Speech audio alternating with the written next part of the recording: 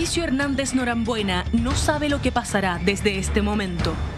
El exguerrillero del Frente Patriótico Manuel Rodríguez, el niño que creció en los cerros de Valparaíso en una familia de izquierda y que desde los 11 años militó en el Partido Comunista. El defensa central y capitán del equipo juvenil de fútbol del Puerto. El profesor de educación física que luchó por la vía armada contra la dictadura de Augusto Pinochet asumirá otro riesgo en su vida. Uno más a sus 62 años de edad. Mauricio, gusto saludarlo. ¿Cómo estás? ¿Cómo estás, Eduardo? Buenas tardes. ¿Cuál es tu situación carcelaria en este minuto, Mauricio?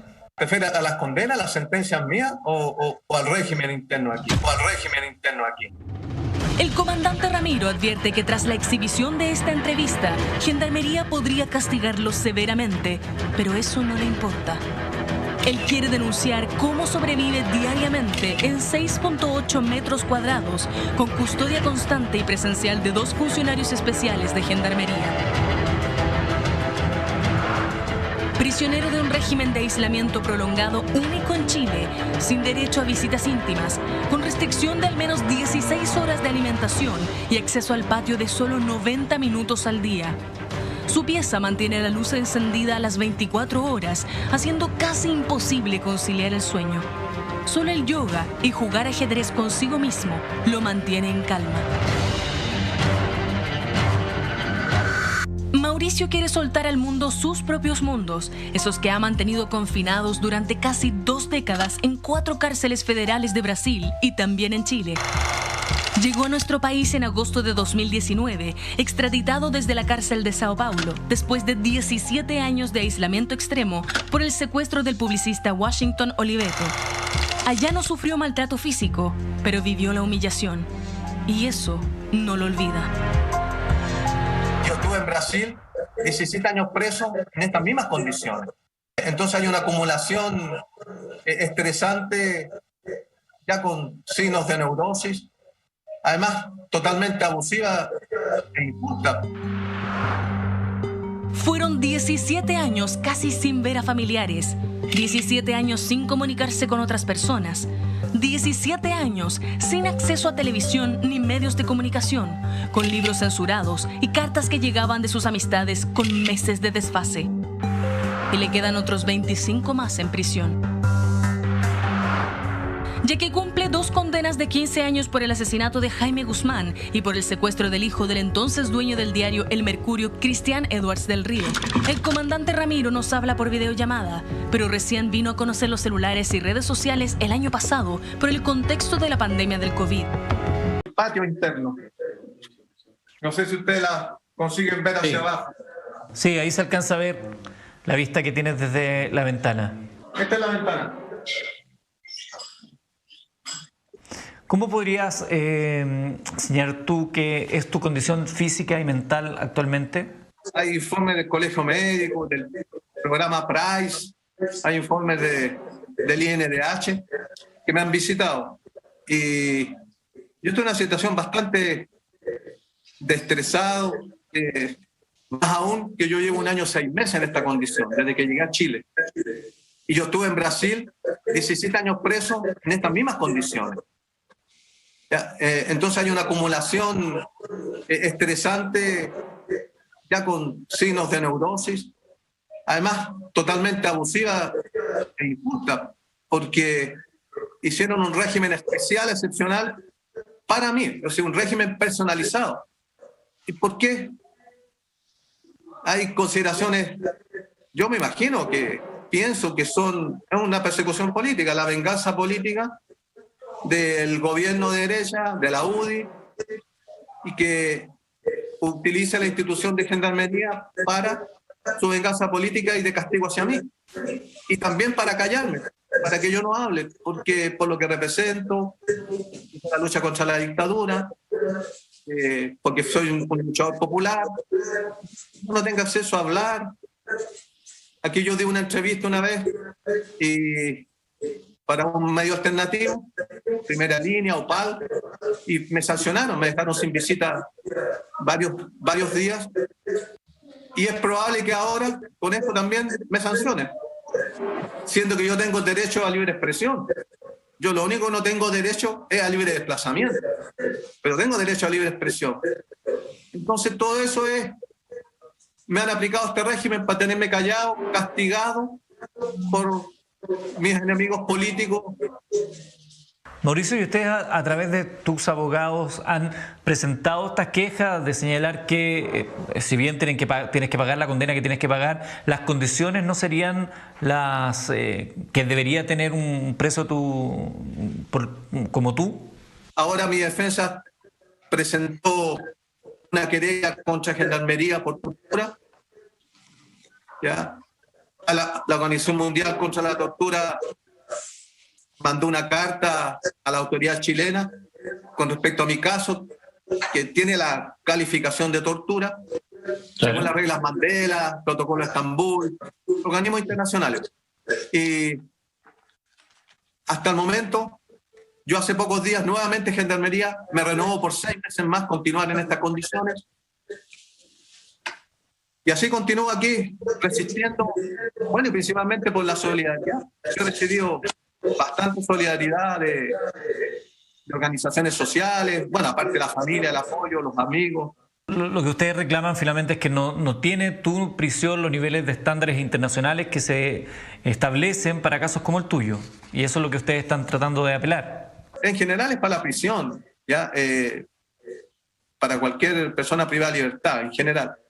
Y en particular como prisión política. Aunque se diga en Chile no hay presos políticos, de hecho yo no soy el único preso político.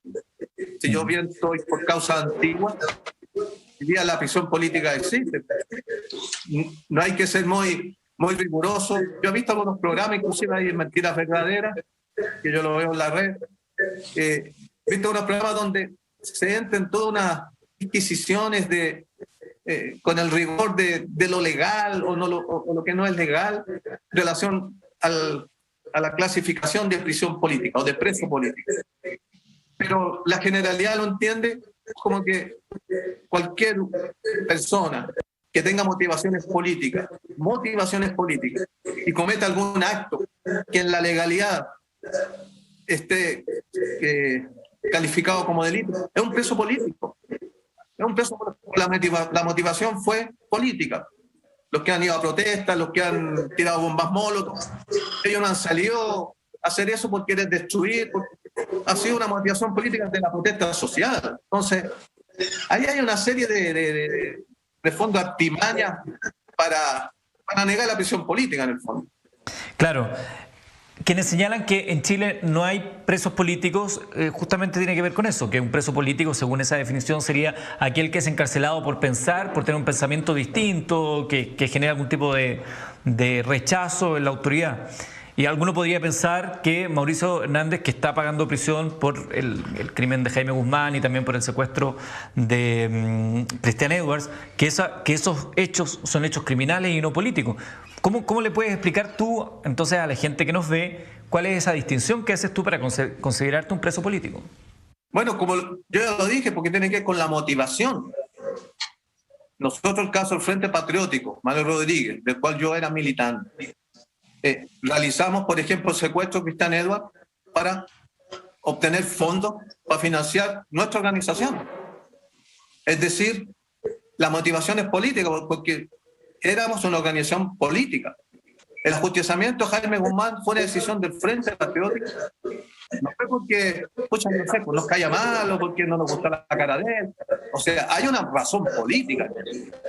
Y por lo tanto, el juzgamiento nuestro fue un juzgamiento político, sin duda. Siguiendo esta lógica que tú planteas, en dictadura ustedes tomaron las armas para luchar contra la tiranía. En el régimen que vivimos hoy día, democrático, podrías a lo mejor tú cuestionarlo, ¿no? ¿Se justifica el uso de la fuerza, de la violencia con fines políticos?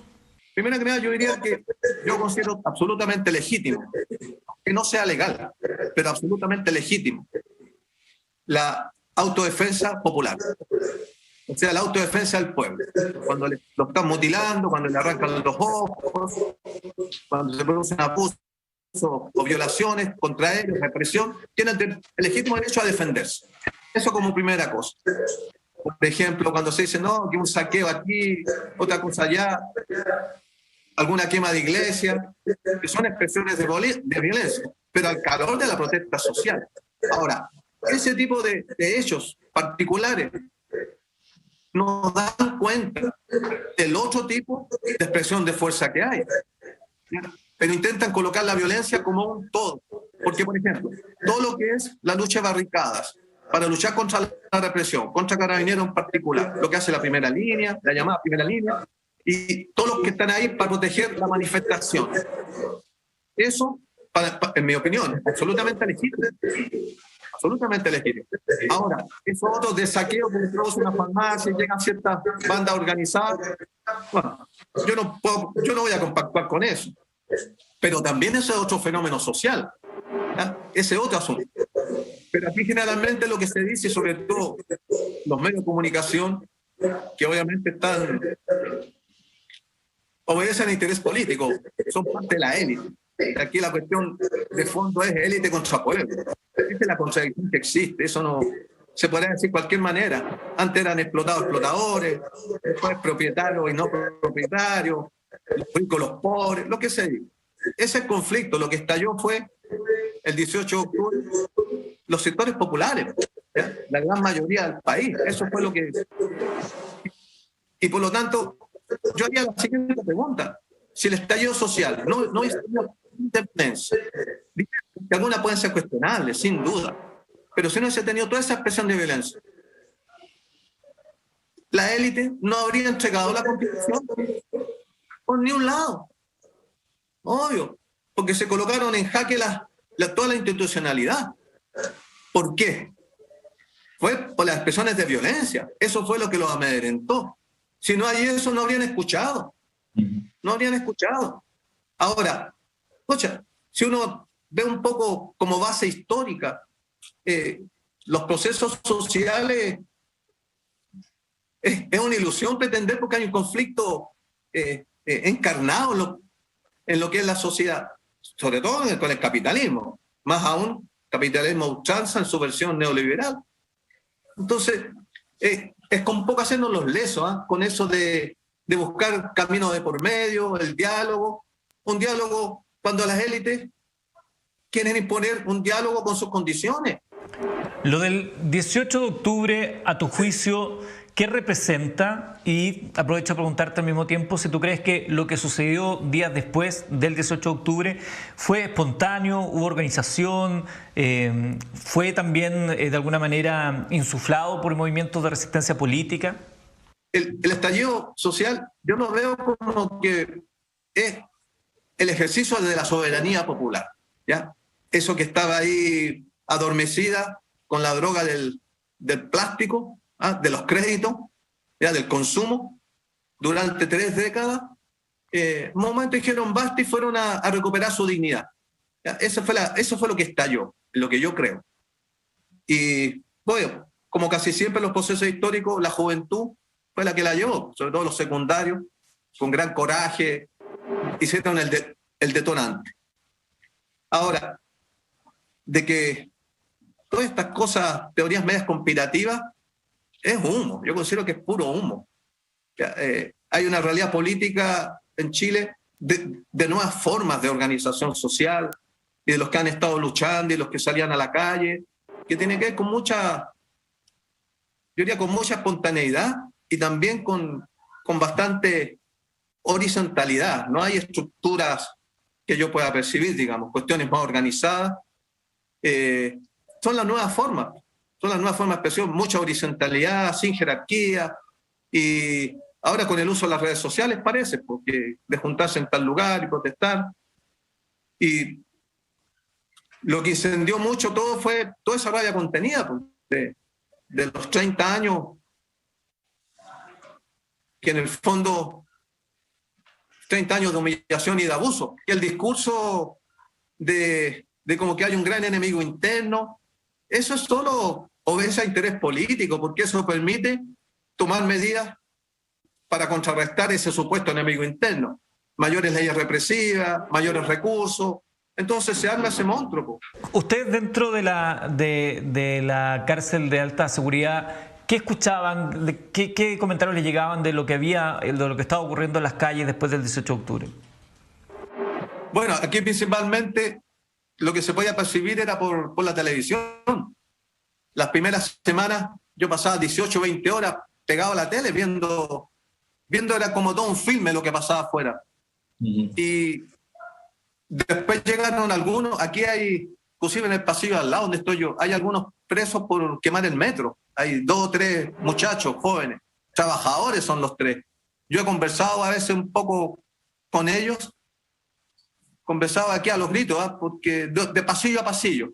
Y bueno, son gente que está acusada y que lleva 1 año y medio, casi 1 año y medio ya, con prisión preventiva, aún sin juzgarlos. Son parte de los presos, están acusados por quemar un metro ahí en la granja. Bueno, lo que nosotros veíamos que afuera estaba produciéndose un levantamiento popular prácticamente. Yo te cuento, yo llegué aquí el 20 de agosto a Chile, ¿ya? Claro. Yo estuve 17 años sin televisión, por ejemplo, sin radio, totalmente en el silencio. Y los teléfonos, yo los vine a conocer ahora por estas visitas. Yo ni siquiera sé usar los teléfonos. Los celulares, ya esto de WhatsApp y todo eso. Bueno, yo llegué a Chile y como me trajeron una televisión aquí, no conocía las telas planas, yo conocía los cajones grandes. Bueno, yo quedé impresionado y me metí de lleno a ver televisión, veía a las 24 horas aquí televisión porque, puta, toda una novedad. Bueno, y por ahí comencé a ver un poco el Chile que existía el 20 de agosto del 2019, 2 meses antes. Y después de un mes, unas primeras conclusiones mías eran, puta, Chile bastante feo, me dio una tristeza grande. Veía los matinales, pura farándula, pura cosa vacía. Veía las noticias, la gente apiñada en los metros. Ya habían reclamos de que 4 o 5 horas del día gastaban en ir al trabajo, volver. Como animales. Yo decía, puta, la gente, ¿cómo no explota esa rabia? ¿Cómo no están enojados? Están todos como rebaño aceptando. Me parecía una cosa tremenda. Pero veía que estaban adormecidos.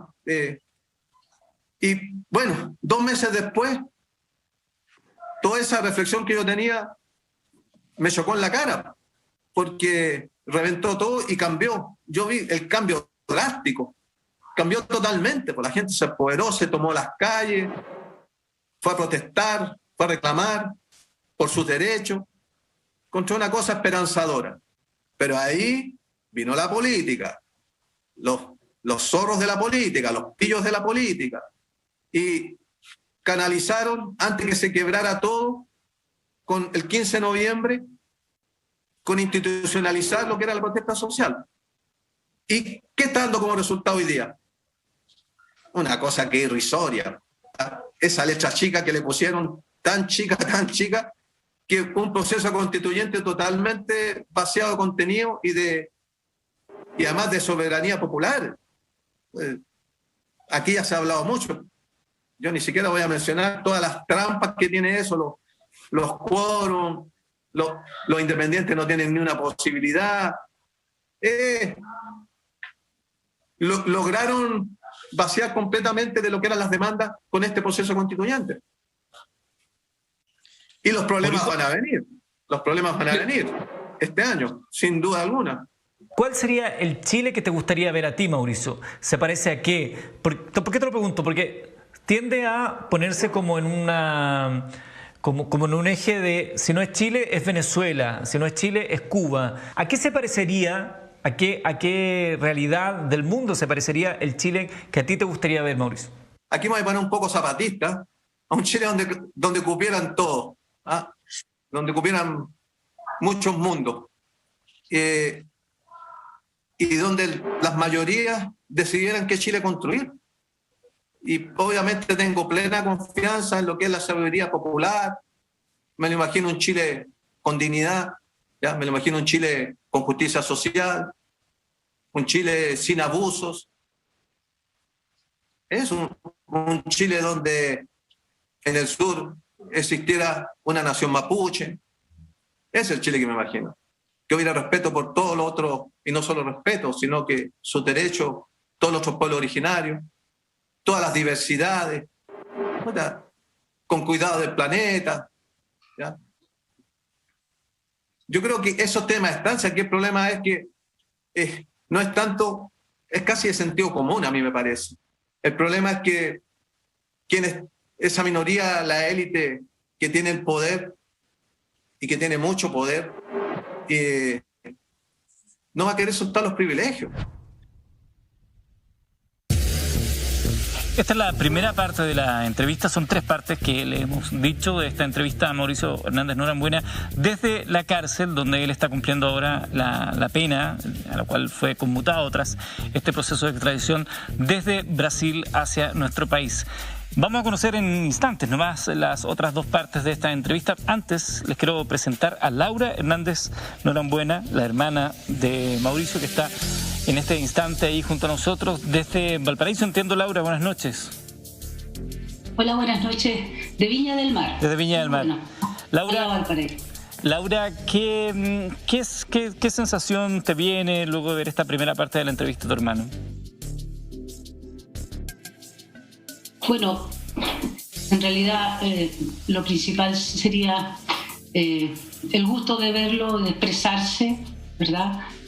Cuestión que él hace mucho tiempo quería hacer, coincidir además en lo que él señala, como coincide una gran mayoría de nuestro pueblo, y la posibilidad que se esté dando esto me parece muy bueno para lo que es su salud mental, además, en el sentido de lo mismo que él señalaba recientemente con respecto a haber estado durante muchos años sin la posibilidad de conocer, ¿verdad?, lo que ocurría en el mundo externo, ni tampoco poder opinar con respecto a lo que estaba ocurriendo.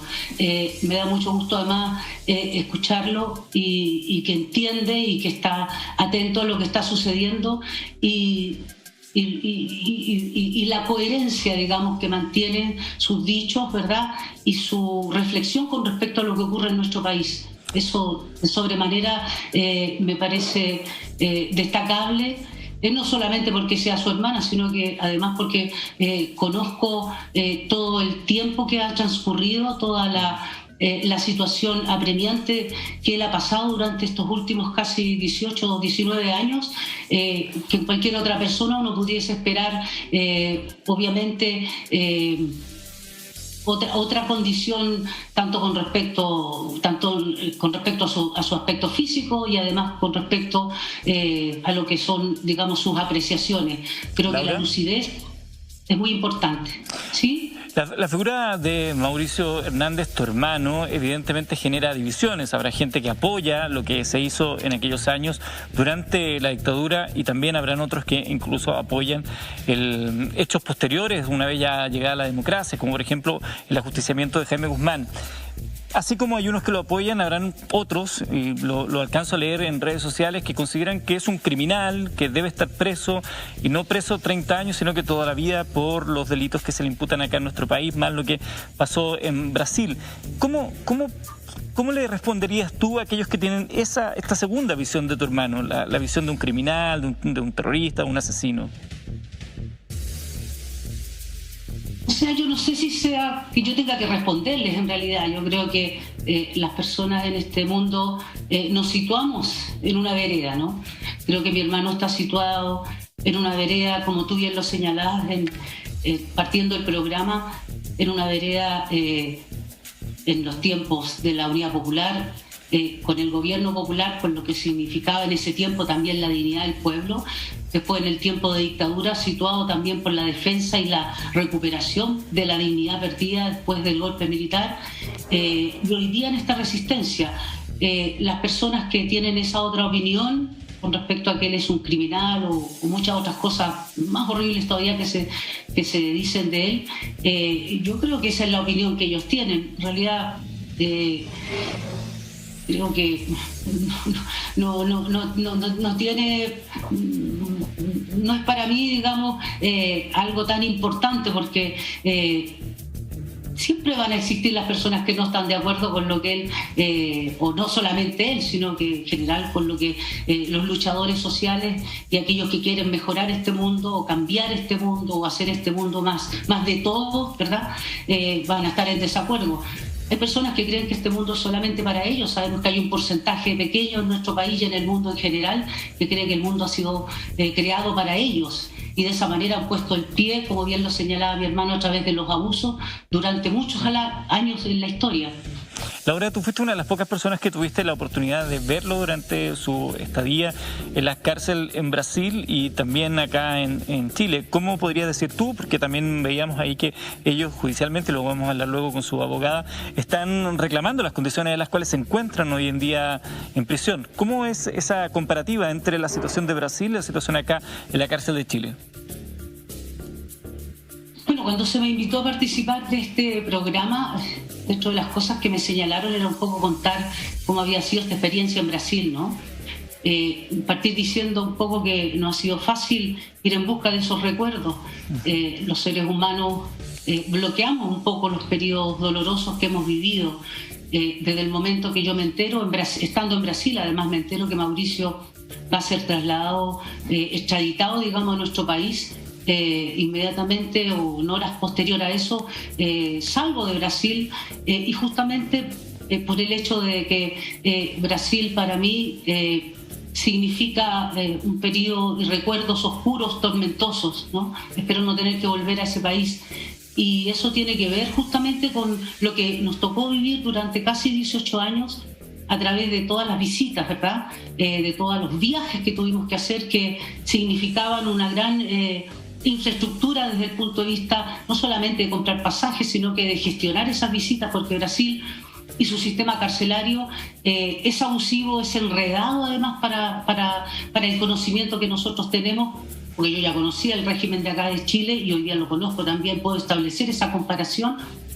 Y desde nuestra primera visita ya en Brasil en el penal de Taubaté, el año 2002, en donde nuestra visita fue realizada a través de una puerta metálica, en donde en la parte superior de ella se encontraba una pequeña rejilla, ¿verdad? Por la cual nos podíamos ver con Mauricio, él esposado al otro lado y nosotros al lado de acá, al igual que él, empinándonos para lograr esta comunicación. Ese fue el momento en que nos dimos cuenta que Brasil iba a castigar a mi hermano permanentemente y que lo iba a castigar también a través nuestro, a través de su familia, porque a nosotros también nos estaba ya castigando. Las visitas en Brasil requerían que uno agendara con antelación, digamos, el día que íbamos a visitarlo. Sin embargo, ellos hasta último momento no definían muchas veces el día, lo cual a nosotros nos provocaba mucha tensión porque había que sacar pasajes.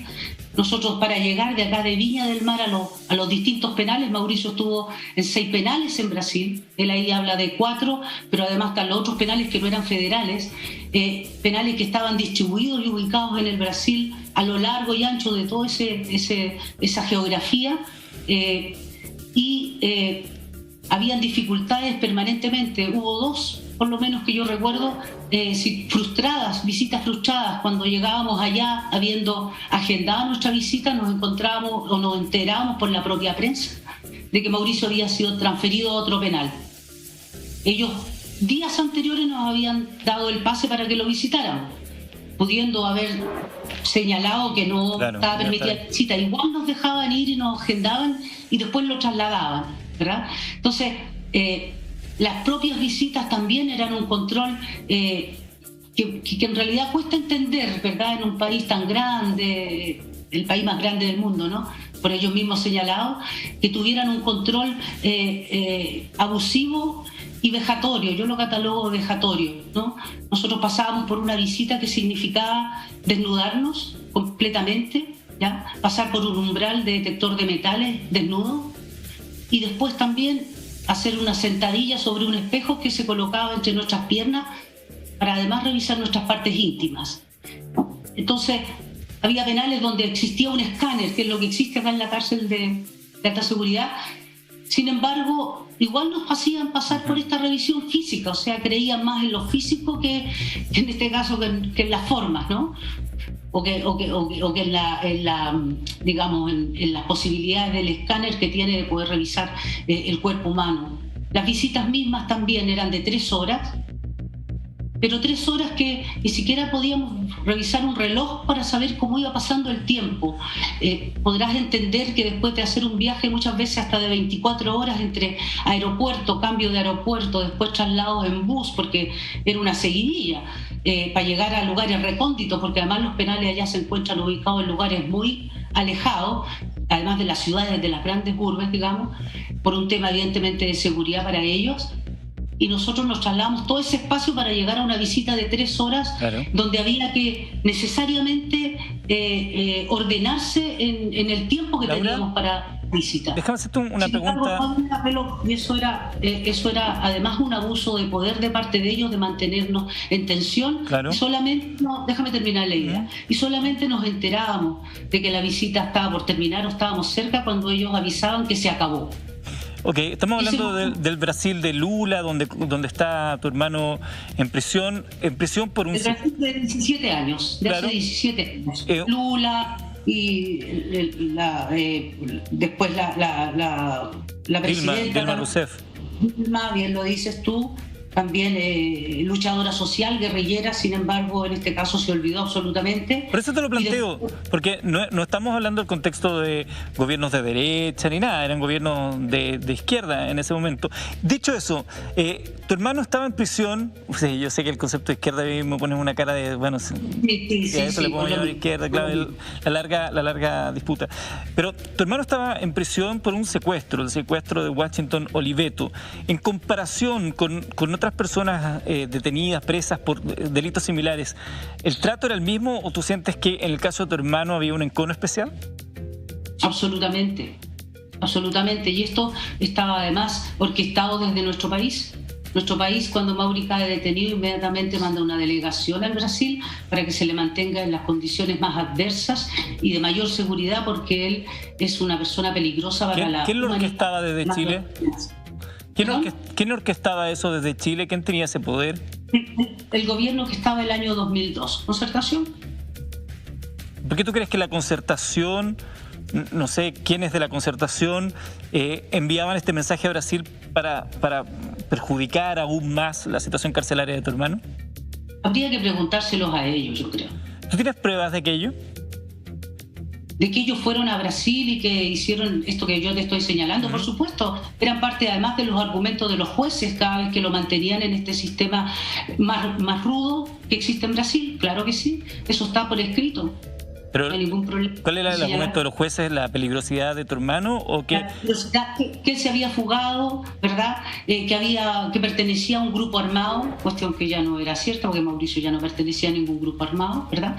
Que tenía condenas en Chile y que existía un proceso de extradición en curso. Esos eran argumentos que nunca iban a cambiar, nunca iban a variar. ¿Te fijas? Por lo tanto, él durante 17 años, por esos argumentos, fue condenado a mantenerlo en el más atroz aislamiento, porque el sistema en el que él se encontró durante todos esos años raya en la tortura, ¿verdad?, en la vejación. Está condenado por los organismos de derechos humanos internacionales. ¿Ya? No es algo que yo lo diga, es algo que además nosotros lo evidenciamos a través de una declaración y entrega, digamos, a la Corte Interamericana de Derechos Humanos, donde se abre caso por esta situación. Y Brasil tuvo que dar informes, entregar información, digamos, periódicamente con respecto a su condición. Laura Hernández Norambuena, hermana de Mauricio Hernández Norambuena, contesta nuestra videoconferencia desde Viña del Mar esta noche. Muchas gracias, Laura, por recibir este mensaje. Te invito a que sigas en la sintonía para ver las otras 2 partes de la entrevista desde la cárcel con tu hermano Mauricio. Gracias a usted. Muchas gracias.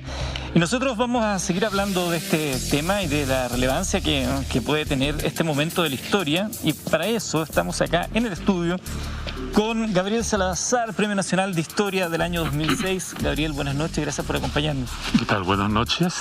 Y también está con nosotros Yanira González, abogada e integrante de la defensa jurídica de Mauricio Hernández Norambuena. Muchas gracias por acompañarnos. Gracias a ti. Bueno, este es un tema bien controversial, evidentemente, lo que ocurrió en aquellos años. Vamos a ir conociendo un poco la mirada histórica con Gabriel Salazar. Más adelante tendremos otro invitado también, autor de un libro que habla justamente de esta situación. Pero antes, Yanira, quiero preguntarte por la situación carcelaria. Ahí lo conversábamos recién con su hermana, lo veíamos también en la primera parte.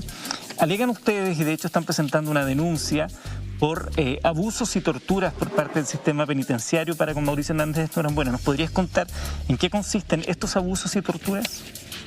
Mira, la semana pasada el juzgado de garantía, el encargado de ver la ejecución penal de Mauricio, admitió a tramitación una querella por torturas que, en definitiva, nosotros como defensa sostenemos que existe una política sistemática de gendarmería para vulnerar la integridad física y psíquica, por sobre todo, de Mauricio. Y eso se manifiesta en dos grandes situaciones que tiene que ver con el régimen de segregación, de aislamiento que ahora permanece Mauricio por más de 1 año y 7 meses, en condiciones en donde está 22 horas encerrado, no tiene contactos con otros internos.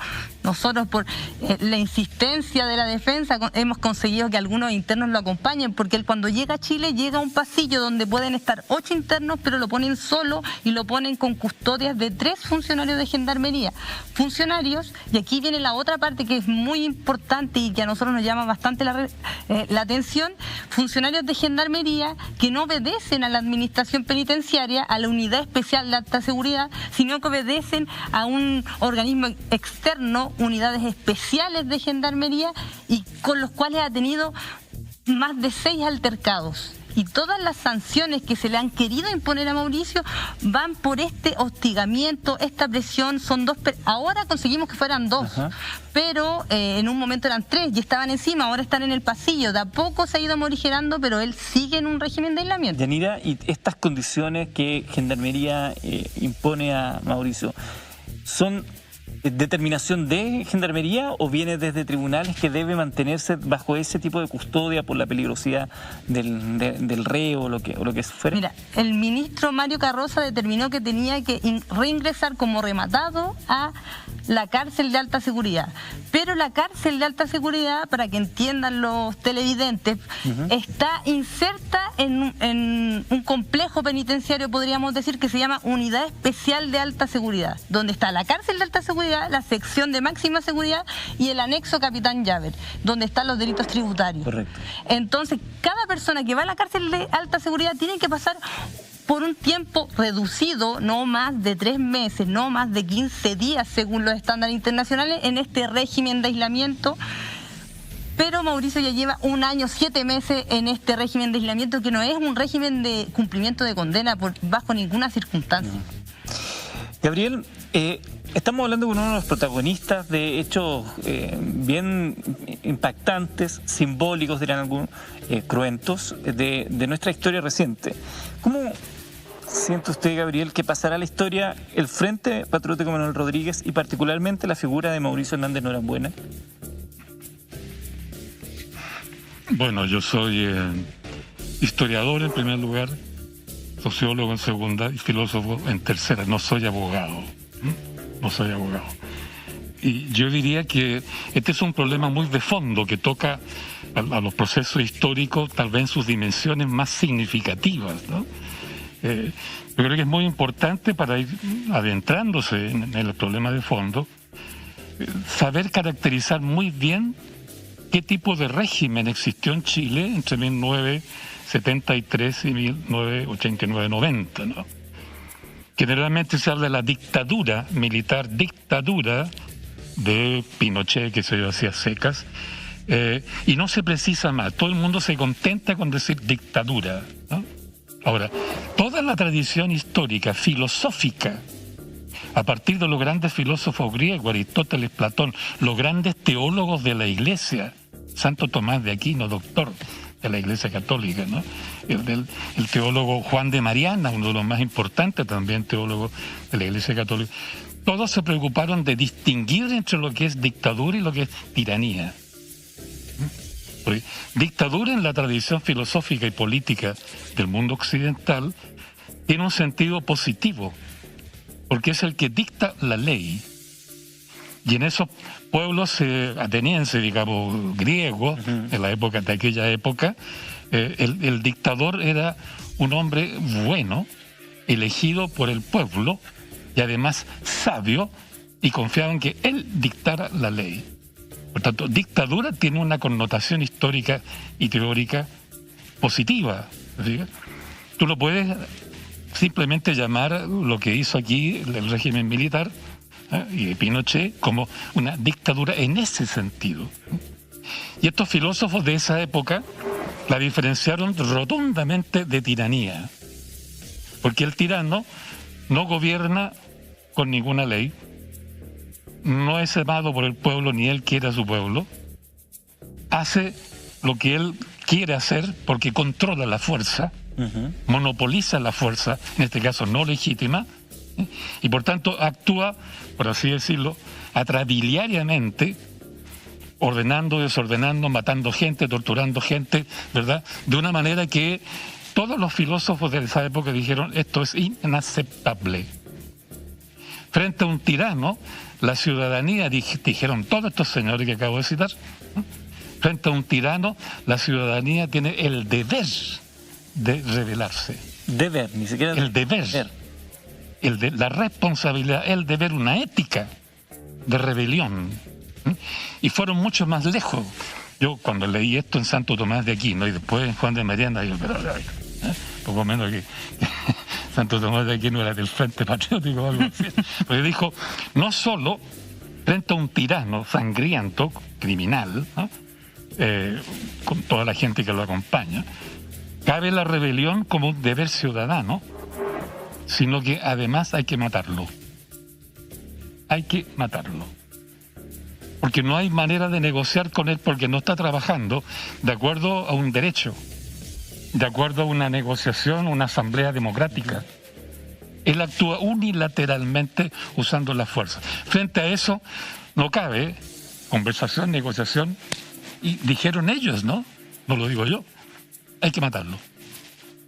Desde ese punto de vista, el régimen de Pinochet y compañía es una tiranía militar. Técnicamente es una tiranía militar. Permítame un segundo, Gabriel, porque tenemos que hacer una pausa. Tenemos dos partes más de esta entrevista con Hernández Norambuena desde la cárcel y seguiremos conversando también con quienes están aquí presentes esta noche. Usted también tiene mucho que decir y opinar, como lo están haciendo hasta ahora. Somos Trending Topic a través de nuestro hashtag que está ahí en pantalla. Antes, hacemos una pausa y regresamos con la segunda parte de la entrevista a Hernández Norambuena desde la cárcel. Estaba cumpliendo prisión por el secuestro de Washington Oliveto y acá en Chile, debido a la negociación, que acá tenía que purgar 2 cadenas perpetuas, termina condenado a 30 años de prisión por el caso de Jaime Guzmán, el asesinato de Jaime Guzmán y también por el secuestro de Christian Edwards, el hijo del dueño del Mercurio. Veamos esta segunda parte y luego seguimos conversando acá en el estudio de Mentiras Verdaderas. ¿Qué crítica le haces tú, Mauricio, al Chile tras el retorno de la democracia, la administración de los gobiernos de la concertación y lo que ha ocurrido en estos 30 años? ¿Cómo crees tú que se fue dando ese proceso donde la izquierda o la centroizquierda toma el gobierno y termina administrando el mismo modelo que en algún minuto algunos criticaron fuertemente, que era el modelo económico impuesto por Augusto Pinochet?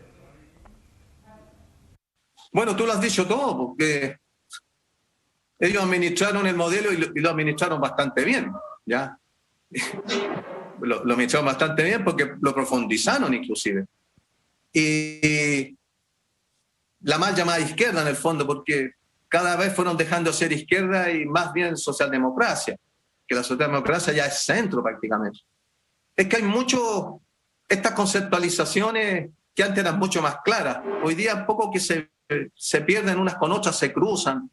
Hoy día hablar de izquierda, se juega mucho con eso, con centro-izquierda, se usa mucho los eufemismos en el fondo porque se habla de la centro-izquierda, un PPD en la centro-izquierda. Por favor, si el PPD está... Yo creo que la política aquí institucionalizada se ha ido corriendo para la derecha. La DC actual, antes sería un partido de derecha. El PPD y el Partido Socialista actual serían tipo de C.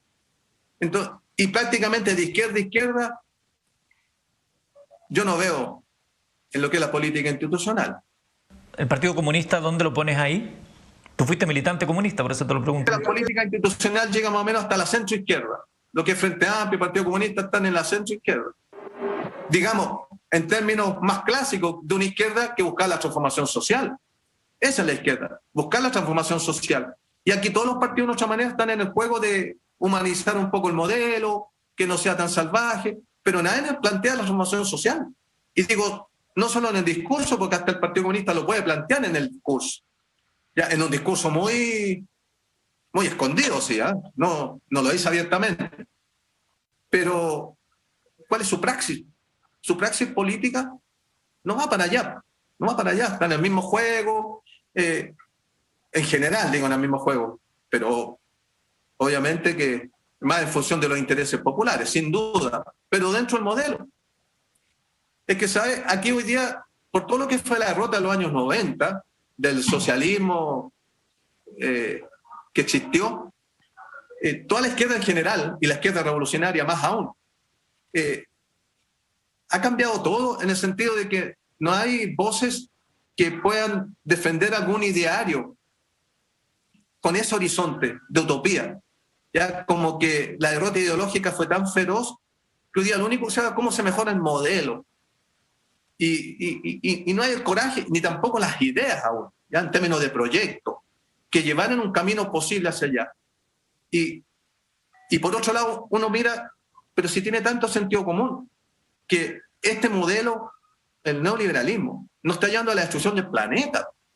Hay una cuestión que tiene que ver con todo lo que son los recursos, están depredando los recursos, cosa de eso los Chile.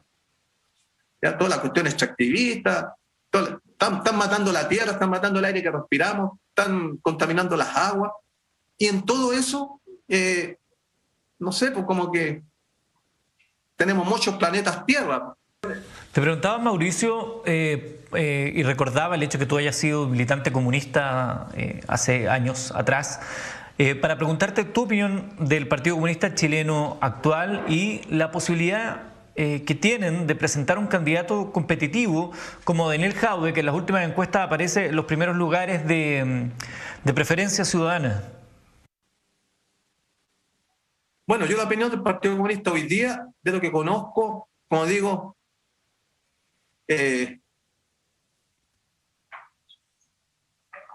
no tiene mucho que ver con lo que fue un partido en un momento histórico de Chile que tuvo un perfil revolucionario.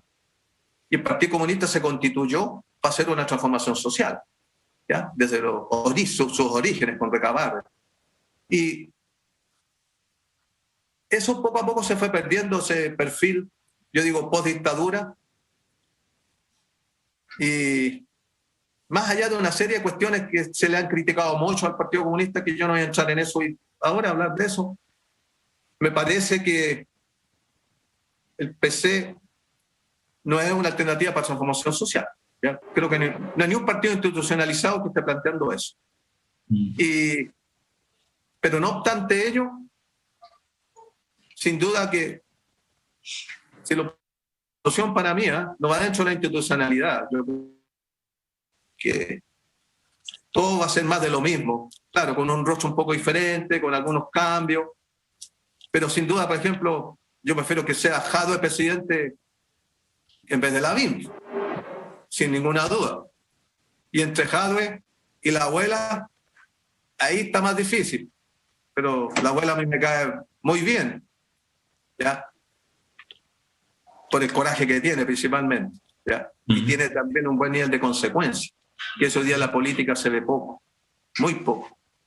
Y en el caso de Daniel Jadwe, yo sé poco de él, sé algunas cosas interesantes que ha hecho en su alcaldía en Recoleta, desde el punto de vista de lo popular, un tipo que me parece honesto, pero no sé mayormente, pues, obviamente que después en el poder muchas veces otra cosa también. Bueno, lo de Pamela Giles, o la abuela, como tú la mencionas, también me imagino que esa mirada mejor que tienes hacia ella, me imagino que tiene que ver también por el pasado en el frente, que comparten, hay una historia ahí que los une, ¿no? Oye, pero Yo no tengo tan clara esa historia. ¿Cómo así?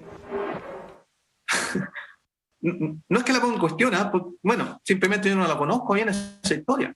Inclusive cuando el otro día yo vi el programa tuyo, ¿ya? Claro. Obviamente. Inclusive bueno, ya sé que no es el marido del tal Pablo Maltés. Claro. Es que tú sabes que el Frente se dividió, se fue del partido. En el 87 nos separamos del partido. Y hay muchos, no muchos, sino que algunos del Frente se quedaron en el partido.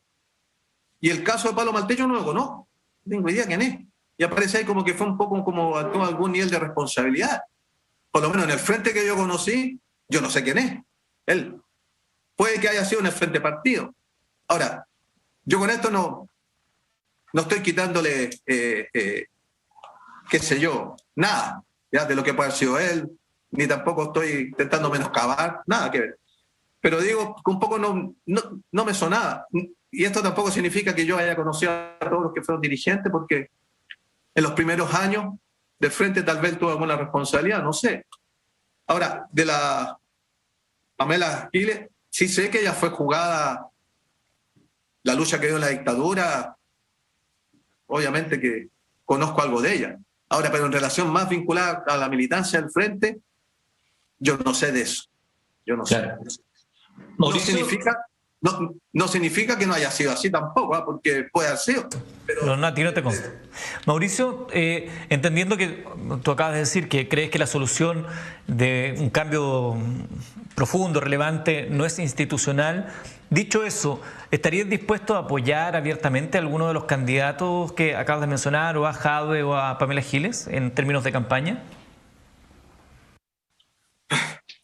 Es que yo pienso de repente, tal vez mi apoyo no sería de mucha ayuda. ¿Ah? Sería un abrazo de oso.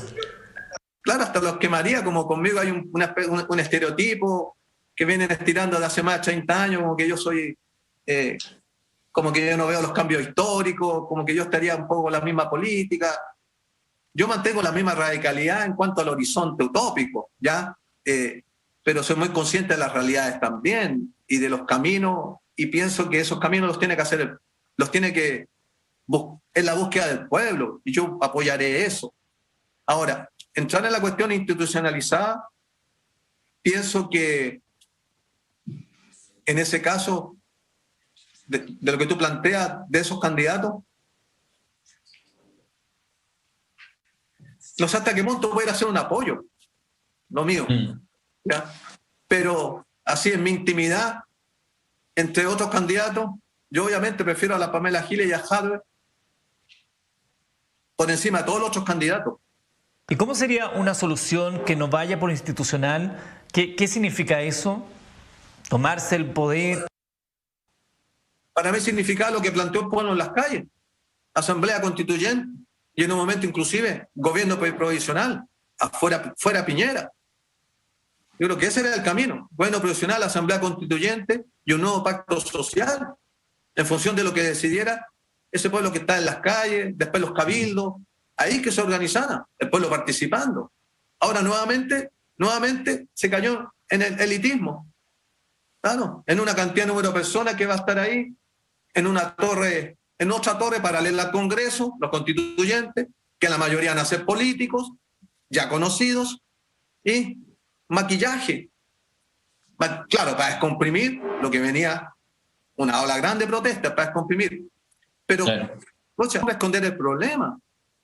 Y tú puedes ver, pues ya está latente, porque cualquier situación que hay explota, ya sea por la situación con el joven que el carabinero mató, ya, que asesinó en la calle, ya, con cualquier situación así, explota, la gente sale a protestar, quemaron la municipalidad. Es decir, hay una tremenda rabia, la gente no está viendo caminos de solución a un problema más generalizado, entonces eso va a estar latente. Y con estos maquillajes es problemático, es ir tirando un poco para adelante, ir inventando en el fondo una política que, y además a mí me parece que la pandemia como ayudó sin duda, porque descomprimió, ¿no? Fue una pausa en todo lo que venía en ascenso la lucha del pueblo en las calles. A mí me parece que la élite en ese momento que estaba bastante, ni siquiera atemorizada, estaba aterrorizada. En un momento se dio una serie de cosas, pero a mí me da la impresión que ahora como que se recompuso, inclusive anímicamente. Y también yo creo que con una suerte de amnesia, como que olvidaron un poco todo ese terror, porque algunos comienzan a tener las mismas conductas, algunos políticos, como que no pasó nada, como eso ya fue, consiguieron ellos controlar toda la situación, y que ahora ya hicieron un itinerario institucionalizado, canalizaron por ahí el descontento, y piensan que la cosa ya, ingenuamente, porque yo creo que hay una profundidad histórica en lo que pasó. Yo creo que no es una cuestión que van a poder manipularla, y se van a ver los rebrotes. Yo tengo la impresión que van a venir rebrotes de la gente movilizada en las calles.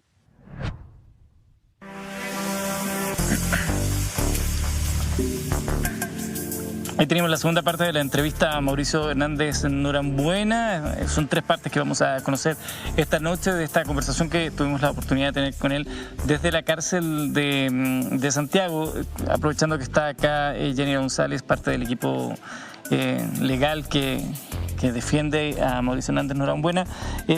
Queremos aclarar, ¿no?, que esta entrevista se hace aprovechando que él tiene derecho a usar un teléfono en ciertas ocasiones. Cuéntanos un poquito cómo se da ese contexto. Mira, a raíz de la pandemia, todos los privados de libertad del país debiesen tener visitas a través de videollamada, se llama. En la sección de máxima seguridad y en la cárcel de alta seguridad es un poco más riguroso, en el sentido, como es un régimen de aislamiento, se encargan de que efectivamente ellos tengan visita por este sistema de videollamada. Y en ese contexto es que Mauricio se contacta contigo y pueden lograr esta conversación. Él tiene derecho a hacer eso. Él tiene derecho a hacer. Eso sí, estamos muy claros que ahora van a venir los castigos por emitir esta entrevista. Pero ¿por qué hay un castigo si él tiene derecho a hacer una videollamada? Porque existe la política de acallar a Mauricio. No conviene que salga a la luz lo que está viviendo ahora en su condición penitenciaria, y porque efectivamente primera vez que el Chile se está enterando cómo efectivamente están casi torturando a Mauricio, y no lo digo yo como su abogada defensora o el equipo, sino que le dice el Instituto Nacional de Derechos Humanos, que recomienda específicamente modificar ahora, ya que lo trasladen a la cárcel de alta seguridad. Y nosotros no estamos pidiendo el Instituto Nacional de Derechos Humanos, el Departamento de Derechos Humanos del Colegio Médico que le hace el informe con el protocolo de Estambul, no piden que lo cambien a otro penal más ligero, sino que lo cambien a la sección que está destinada para la ejecución penal de todos los privados de libertad que tienen un compromiso delictual alto. Y que es lo más insólito, que Mauricio no tiene compromiso delictual alto, tiene mediano compromiso delictual que roza el bajo compromiso. Entonces no existe un argumento técnico para mantenerlo en las condiciones que ahora permanece. Ahí hagamos una pequeña pausa, porque probablemente a lo mejor si alguien nos está viendo y está desde la vereda contraria, dice, ¿cómo la abogada dice que no tiene compromiso delictual si él está purgando 2 condenas por un hecho de violencia contra un senador de la República en democracia y también por el secuestro del hijo de un empresario? Mira, el instrumento técnico que tiene Gendarmería para evaluar a todos los privados y privadas de libertad en nuestro país es una especie de test, donde van con un coeficiente multiplicando ciertos ítems. En este caso hay ítem de COA, lenguaje COA, que a Mauricio le pusieron 5, entonces subió mucho. Antecedentes penales familiares, su familia no tiene antecedentes penales, también le pusieron 5. Entonces, a partir de este cálculo, da un puntaje. No tiene que ver con aquello por lo cual ha sido condenado. No, igual hay un ítem que tiene que ver con su condena, obvio que sí, pero tiene que ver más que nada con su proceso de ejecución de vida penitenciaria, correcto, por decirlo en algún momento. Y que es importante que en la cárcel de alta seguridad es la cárcel de alta seguridad, no estamos pidiendo que se vaya a otro recinto, y ahí sí hay un espacio para la reinserción social que ahora no existe. Son 22 horas de encierro donde él no puede hacer nada más que estar encerrado y ver él cómo pasa el tiempo. Gabriel, El año 85 el Partido Comunista aprueba la tesis de la sublevación nacional e ingresaron oficiales preparados en Cuba y con experiencia en combate en Nicaragua. En ese momento estábamos siguiendo la aclaración que nos hace adelante, no en una dictadura, sino que en una tiranía. Pero el asesinato de Jaime Guzmán se produce cuando ya ha terminado este proceso y estábamos en una democracia. ¿Era razonable que las acciones del Frente Manuel Rodríguez continuaran con la magnitud que continuaron, por ejemplo, en este caso, lo que ellos llaman un ajusticiamiento? Bueno, hay varias dimensiones involucradas en lo que tú estás planteando en este momento, ¿no? Uh-huh. Está claro la dimensión estrictamente táctico-estratégica de un movimiento que se propone luchar contra una tiranía para restablecer las condiciones humanas, mínimas, hay violación de derechos humanos, y de entendimiento dentro de una sociedad, ¿no? Entonces, ese movimiento se plantea una táctica y una estrategia, ¿no? Si consideramos que derribar una tiranía desde tiempos casi inmemoriales, ¿no?, se considera que es fundamental luchar contra ella y, si es necesario eliminarlo, se elimina, ¿verdad? Una estrategia que lucha contra una tiranía puede planificar dentro de su táctica lo que hizo el Frente Patriótico Manuel Rodríguez y el momento que lo hicieron. Podría explicarse. Pero dentro de esa misma lógica hay cuestiones que hay que plantear también, ¿no? Porque ¿por qué estás luchando tú? ¿Por una organización específica? ¿Un partido? ¿Un grupo que tiene sus normas internas? ¿Fíjate? Que tiene, digamos, una estructura jerárquica normativa, ¿no?, que exige de los militantes obediencia prácticamente ciega, ¿no? Esos intereses que plantea una organización de ese tipo es lo mismo que cuando tú planteas una lucha contra una tiranía, pero desde la ciudadanía, la comunidad entera, el pueblo. Entonces, ahí tú puedes... Ya se había acabado esa tiranía y estábamos en democracia. Es relativo hablar ahí de democracia, porque tendríamos que hablar aquí entonces qué sentido tuvo en Chile la transición, ¿no? Todos sabemos, los que estamos estudiando este tema historiográficamente, ¿no?, que a Pinochet lo retiraron y fue una decisión estratégica internacional. Basta seguir, hay varios libros que se han publicado, por qué Ronald Reagan le quitó la confianza a Pinochet cuando lo hizo. Y la razón que ahí se da, y se ha desarrollado por varios historiadores y sociólogos norteamericanos, es que Pinochet y la tiranía militar no garantizaba en Chile un sistema que tuviera gobernabilidad. ¿Eh? Al no tener gobernabilidad, el sistema chileno, el capital financiero internacional no iba a invertir en Chile. Porque no arriesga, ¿no es cierto?, invertir donde no hay gobernabilidad.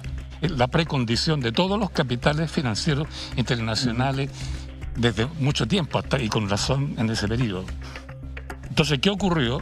Que si no invertía el capital financiero en Chile, y Pinochet continuaba desarrollando su régimen con toda la oposición de las jornadas nacionales de protesta, más los dos movimientos de lucha armada que surgieron en ese periodo, el Frente y el Movimiento Juvenil Lautaro, ¿diga?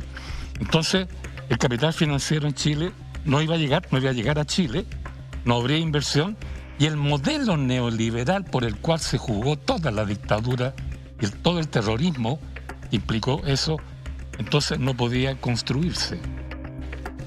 Okay. Entonces Pinochet, a eso voy, Pinochet no garantizaba la gobernabilidad necesaria para construir el modelo neoliberal en Chile. Había que sacarlo.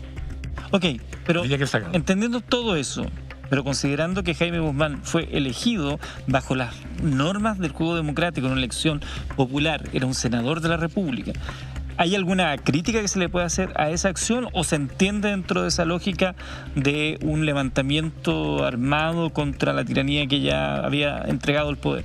Se puede hacer una crítica táctica desde la lógica interna de un movimiento, repito, que lucha contra la tiranía, ¿no? porque era necesario eso para derribar un sistema, era necesario eso para parar las torturas, era necesario eso para que el pueblo se organizara y ejerciera soberanamente una actitud, ¿verdad?, contra el sistema dominante. Esa es la pregunta que habría que responder. Ahí yo no digo nada, porque se requeriría estar en la situación dentro del frente y qué razones se dieron para hacer eso. Bueno, desde otra perspectiva, yo no fui militante del frente, desde otra perspectiva uno podría decir, tal vez no fue necesario, porque las consecuencias de eso podrían haber sido mayores que nuestra capacidad para sobreponernos a esas consecuencias, ¿no? Tal vez era necesario confiar más en el pueblo, es decir, apostar a la soberanía popular, no a organizaciones específicas tipo Tupamaro. Claro. Porque las organizaciones específicas jugaron a ser como organizaciones pequeñas pero aceleradas, pero con capacidad tipo James Bond, que lo pueden hacer todo, ¿no? Entonces, ese otro tema de discusión que lo vamos a entrar ahora, que tenía su oportunidad en esa época, pero todo está dentro de esta lógica. Estamos luchando contra una tiranía, ¿no? Claro, ellos están castigando hoy día a Mauricio porque el único acusado que tienen para dar salida a todo este resquemor que tienen con el pueblo, después que le han impuesto por 200 años puras constituciones ilegítimas, ¿no? Él es una especie de chivo expiatorio, ¿no?, a este respecto. Le pregunto lo siguiente, Gabriel, porque tenemos que, en virtud del tiempo, tenemos que ver la tercera parte, sí, claro, de la entrevista. Le invitamos a usted también a que sea testigo de ello a continuación.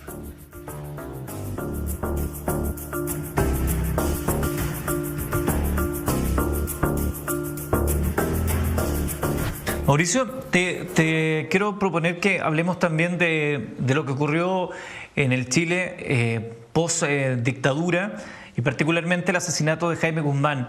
Con el reposo que da el paso del tiempo y a la luz de todo lo que se ha conocido posteriormente, tú lo decías antes en esta conversación, ustedes deciden ajusticiar a Jaime Guzmán por lo que él representaba. ¿Has hecho una reflexión? ¿Han llegado, no sé, si a un arrepentimiento o quizás a entender que habían otras alternativas? ¿Cuál es la reflexión que tienes hoy tú de ese episodio que termina con el asesinato de Jaime Guzmán acá en Santiago?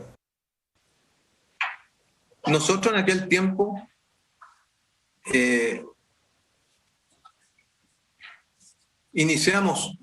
definimos primero y decidimos una campaña, inclusive que era del año, a comienzo del año 90, que la denominamos campaña por la dignidad nacional contra la impunidad. Y dentro de ese marco que establecimos de decisión del frente, la dirección del frente, establecimos que era en el marco de los personajes o sujetos que tenían que ver con violación a los derechos humanos y que íbamos a hacer justicia por nosotros mismos en relación a eso.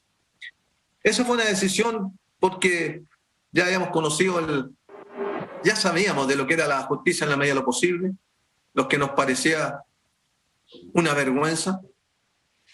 Se estaba ya decidiendo por la impunidad. Y nosotros no aceptábamos.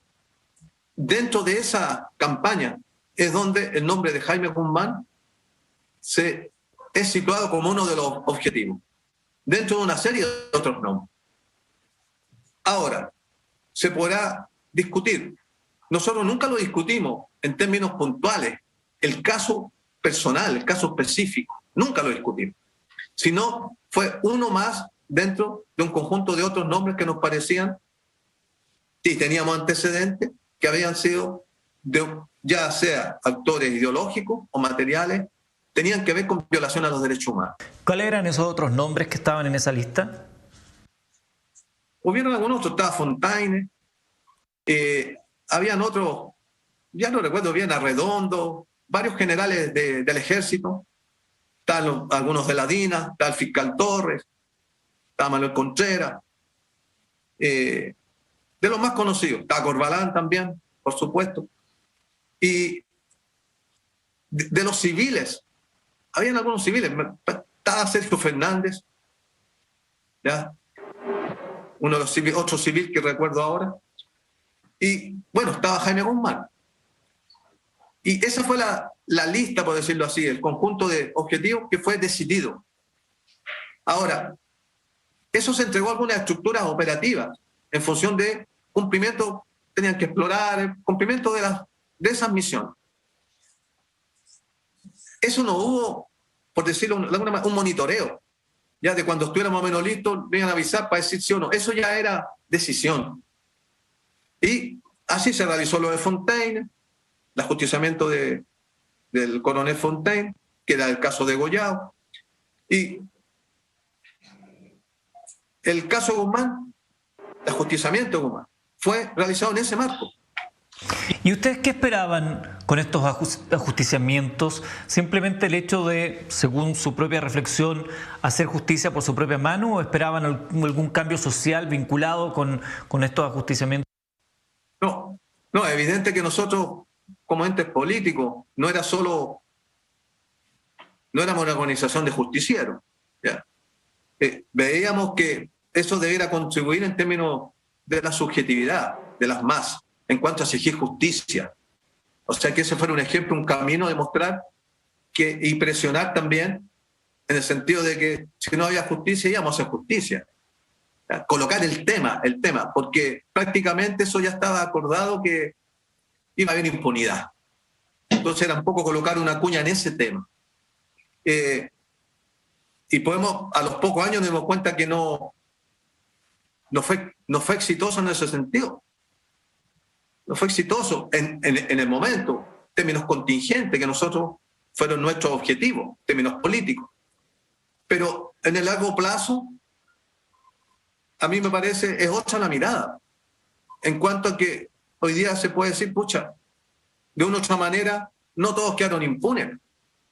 ¿Ya? Se podría discutir, en el caso de algún caso particular, el mismo caso de Jaime Guzmán, hasta donde él era tan cómplice de violación al derecho humano.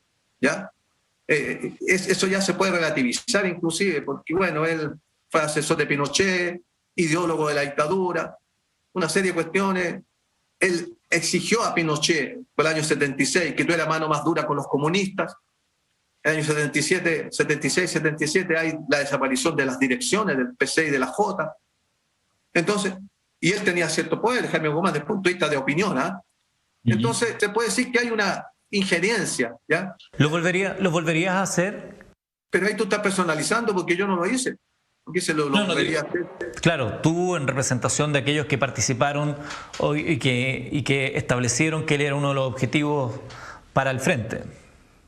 Mira, hay una cuestión que nos tocó a todos, que fue, yo ya lo dije en una entrevista hace un tiempo atrás, inclusive lo dije cuando yo estuve preso en Chile, no existe que yo di a Mercurio, que yo consideraba que había sido un error político, en el sentido de que no contribuyó a la política nuestra de colocar esa cuña en la problemática de derechos humanos. Claro, que la monte.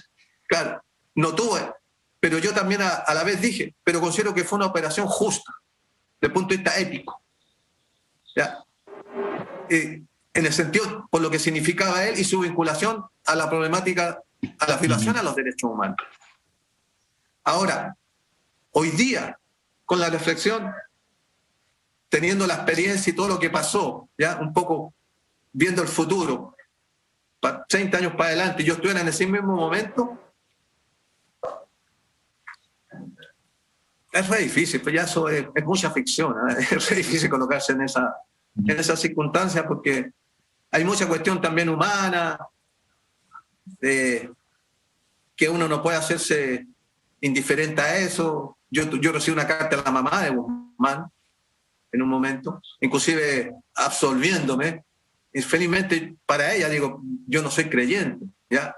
Esa cuestión del perdón, yo no he pedido el perdón. ¿Ya? Y un poco perdonando, porque ella es muy católica, tengo entendido, claro. Cristiana. Ahora, pero eso no significa que yo no considere esas actitudes, ¿ya? Yo las valoro desde el punto de vista de ella, de, escucha, perdonar a quienes aparecemos como autores de la muerte del hijo, ¿ya? Una cuestión que, y también me toca eso, ¿ya? Desde el punto de vista de lo que yo diría, de la actitud de ellos. Ahora, pero también uno piensa, con esa sensibilidad está la contraparte, de todos los familiares de los que fueron desaparecidos y asesinados en este país, y de los cuales Jaime Guzmán tiene alguna responsabilidad. Obvio, si está en la cúpula de la dictadura, entonces es una cuestión Mauricio, complicada. En beneficio del tiempo que nos va quedando, que no es tanto, te quiero preguntar por el gobierno de Sebastián Piñera y las acusaciones de violación a los derechos humanos. Se ha hablado incluso, hay algunas personas que hablan de ir a tribunales internacionales para hacer algún tipo de juicio. ¿Cómo crees tú que va a recordar la historia al gobierno de Sebastián Piñera? Primero, ¿qué Piñera? ¿Cómo así? ¿Por quién? ¿Por qué? Por Sebastián Piñera, el presidente de la República. Ah, el que fue presidente. Ya. Ya, tú asumes que ya no, de facto no es. A mí me parece que él va a pasar como el primer presidente, va a quedar en la historia como el primer presidente elegido por el voto, ¿ya? Que a ser perseguido penalmente por violación a los derechos humanos. Esa es la mancha que ya, y además es la peor mancha que una persona puede tener, ¿ya? Vinculado a violaciones de derechos humanos. Es una cosa. Lo otro, yo respecto a ese presidente, al que fue ya presidente, a mí me gusta mucho una frase que creo que es de Oscar Wilde o de Balzac, que dice: detrás de cada fortuna se esconde un crimen. Eso en relación al señor Piñera. Mauricio, el tema de la violación a los derechos humanos, que ha estado muy presente en la agenda, hay quienes aún en la opinión pública dicen que en Chile se debería hacer con mayor mano dura todo tipo de frenar, todo tipo de violencia, y esto se une a la situación de la Araucanía. Hay quienes señalan que en la Araucanía hay hechos de violencia terrorista. ¿Hay terrorismo hoy en la Araucanía? Creo que lo central allá es la justa reivindicación de comunidades mapuche que han impugnado el Estado chileno desde el año 97 con la quema de los camiones Lumaco. Ya, creo que ahí comenzó un decir basta. Ya, un decir basta, y con expresiones mucho más radicales, exigir sus reivindicaciones históricas. Ya. Ahora, de ahí hasta el día de hoy, se ha incorporado muy mediáticamente y muy inflado. ¿Eh? Tú mismo estuviste en un programa con el ex capitán de Carabineros. ¿Ya? Hay una serie de cosas que para mí son matices, ¿eh? Que tiene que ver con robo de madera, ¿ya? Cierta actividad del narco, que yo la pongo un poco en duda, porque creo que no es el mejor lugar para que los narcos hagan su cultivo de droga. ¿Ah? Si es un lugar que tiene un conflicto político histórico ahí, nada que ver. ¿Crees, Mauricio, a propósito de lo mismo, crees que hay injerencia extranjera? ¿Se ha hablado de la FARC? No, eso te parece... Es que yo creo que hacen una exageración en cuanto a que hay, de una otra manera, yo diría, por ejemplo, es conocido alguna gente que ha sido dirigente, por ejemplo, no sé, la CAM. Eso es conocido, es público, y ha sido reconocido por algunos de ellos. Algunos tuvieron militancia en el frente. O sea, hay algún nivel de experiencia desde el punto de vista de una lucha más radical. Eso existe.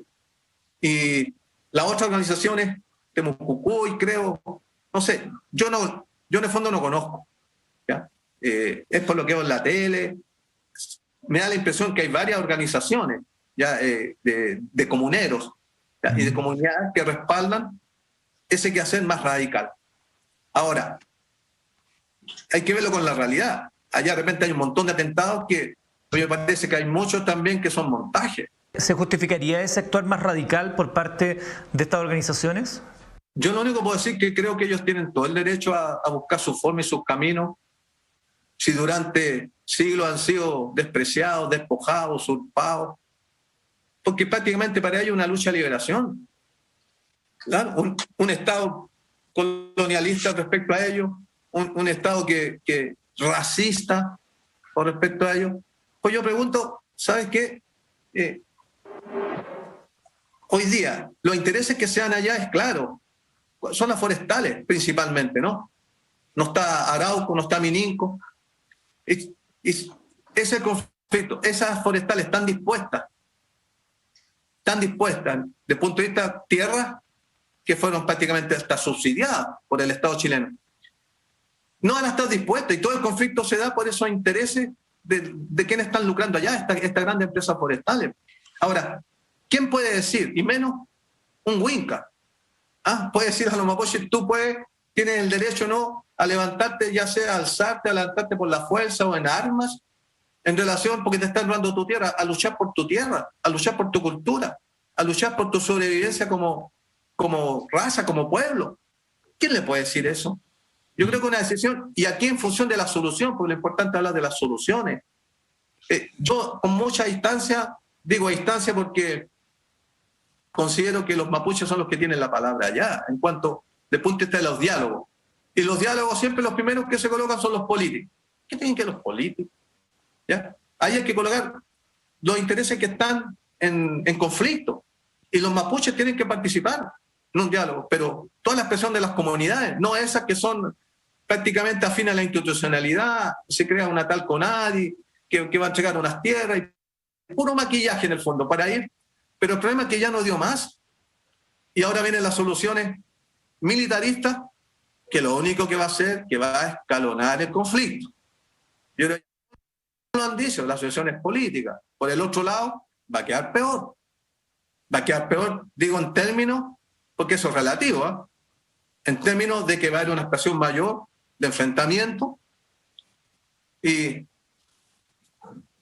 se verá cuál será el futuro de esa lucha. Ahora, y aquí lo digo claramente también, yo adhiero totalmente y soy solidario. Me gustaría también que le contaras a aquellos que nos están viendo a propósito de las fotografías que tienes atrás en la pared y también de tu polera. Mira, bueno, las fotos que tengo ahí, que me acompañan aquí en la celda, es un número, son 13 fotos ya de compañeros y compañeras militantes del frente que murieron, que cayeron en la lucha contra la dictadura. Y bueno, yo los tengo aquí, son un poco mi compañía y yo los mantengo vivos, ¿no? Y ellos me mantienen vivo a mí también. Ahí están, inclusive está lo que fue el principal dirigente del frente, Raúl Peregrín, y hay varios otros que no los voy a nombrar tampoco a los demás. Y el caso de la polera, yo tengo aquí a Tamara, Cecilia Mañez, ¿ya? Una de las principales dirigentes también del frente, que murió el año 88, en Los Queñes, una operación ahí.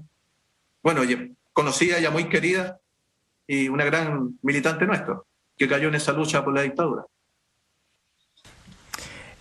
Considerando que te quedan todavía largos años por cumplir en prisión, ¿sueñas, piensas en la libertad, en cómo será ese día? ¿Crees que lo alcanzarás a ver? Mira, yo no pienso tanto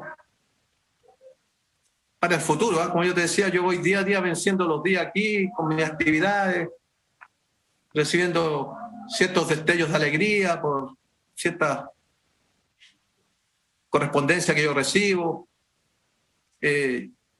Yo hago mi actividad física, yo juego ajedrez aquí solo, conmigo mismo, hago ejercicio ajedrez, estoy practicando yoga también.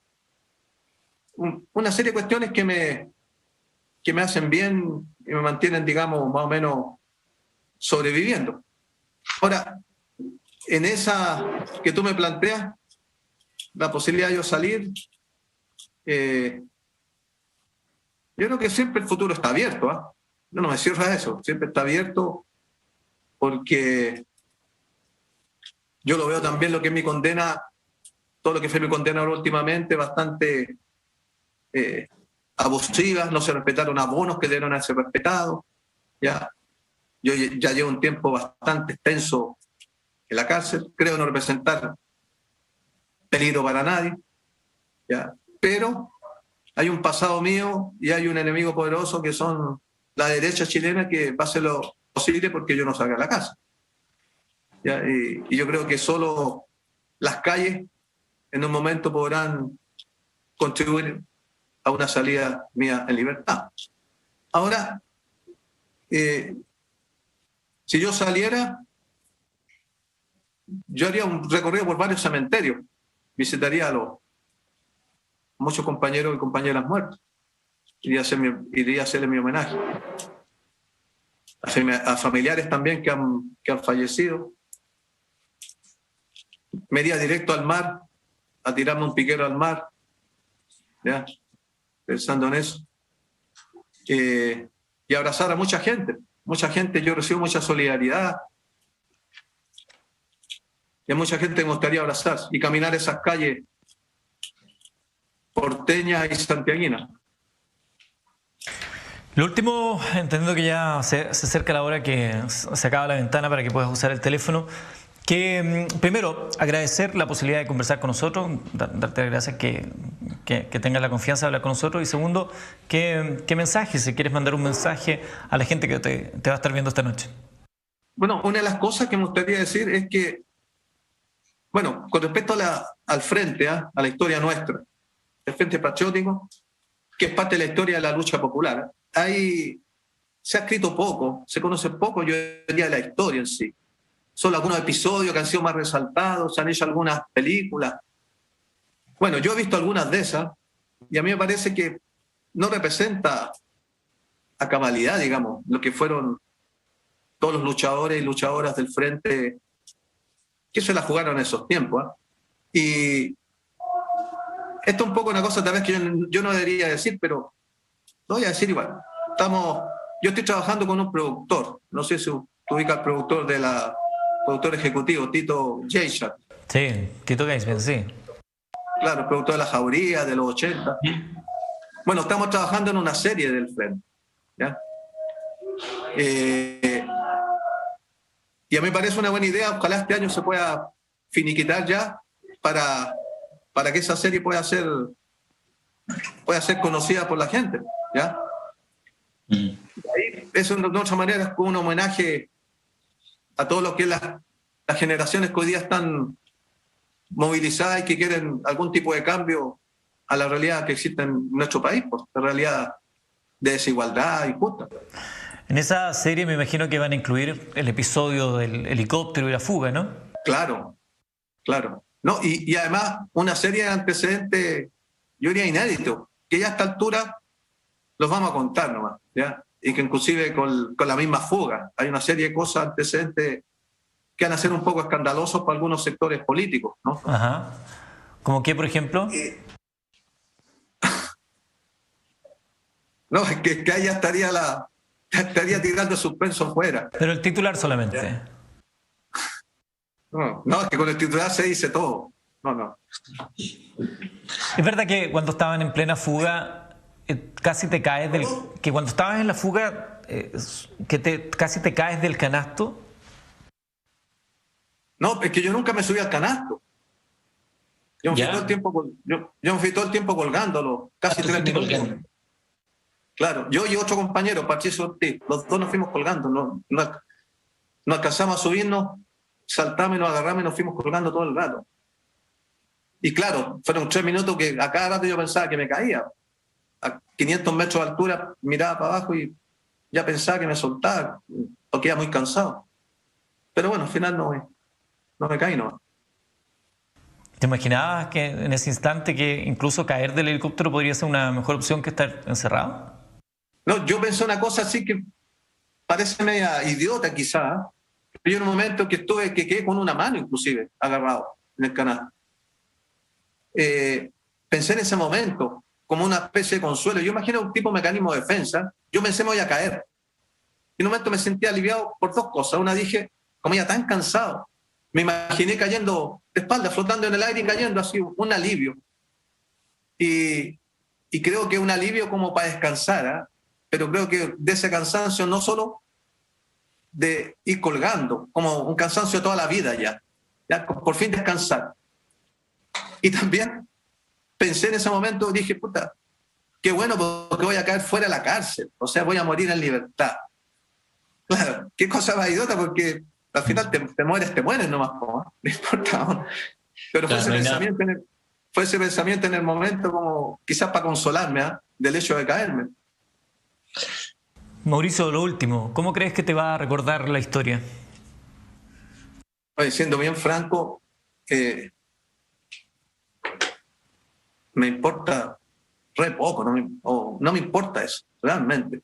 Yo no tengo ni una aspiración de trascendencia.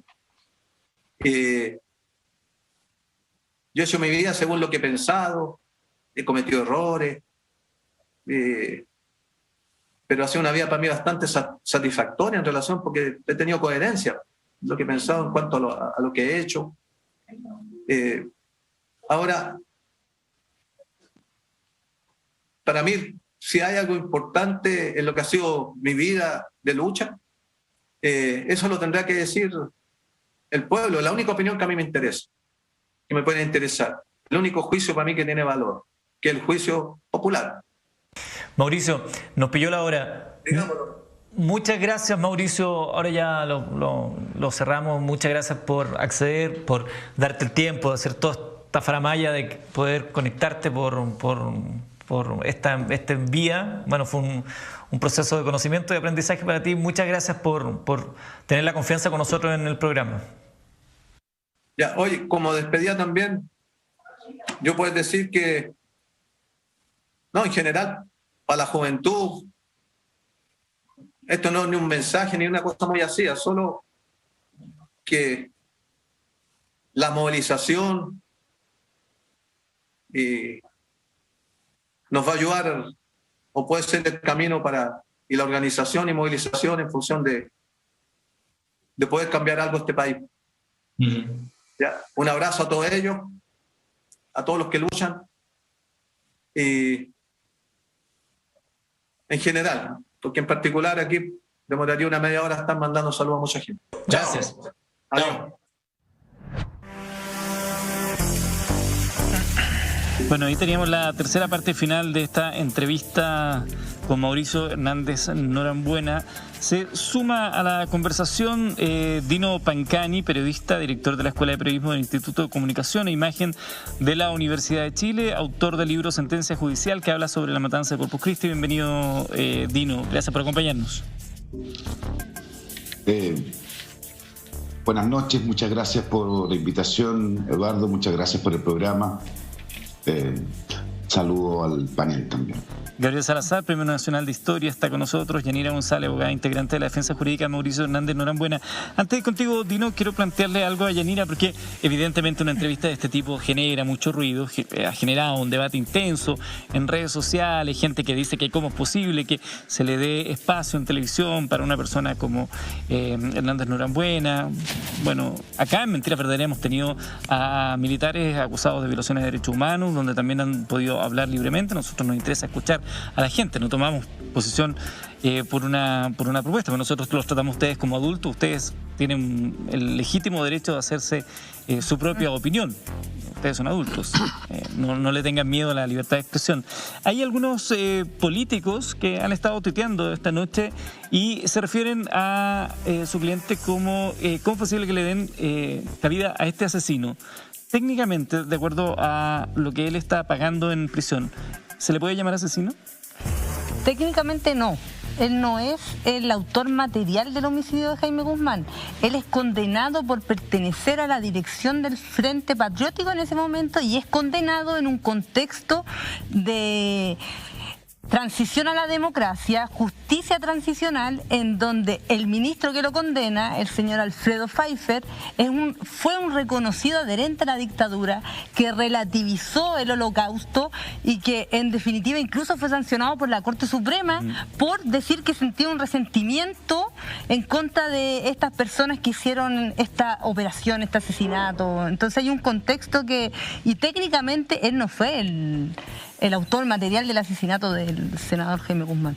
También sería interesante, y ahí yo le planteo a Dino también que está esta noche con nosotros, porque el año 2003, si no me equivoco, la UDI lideró un documento donde se ofrecía la posibilidad de darle una amnistía a Hernández Norambuena, de indultar a Mauricio Hernández Norambuena, un documento titulado La Paz Ahora, que surge desde la UDI.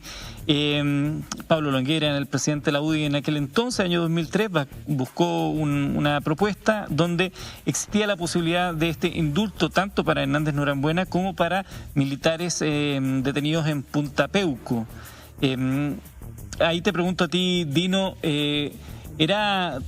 ¿sientes tú que esfuerzos como el que se hizo en aquel entonces, donde se le ofrecían a Hernández Norambuena la posibilidad de un indulto, lo mismo que a los detenidos en ese entonces en Punta Peuco, era algo adecuado, servía, buscaba reconciliación o había algo detrás?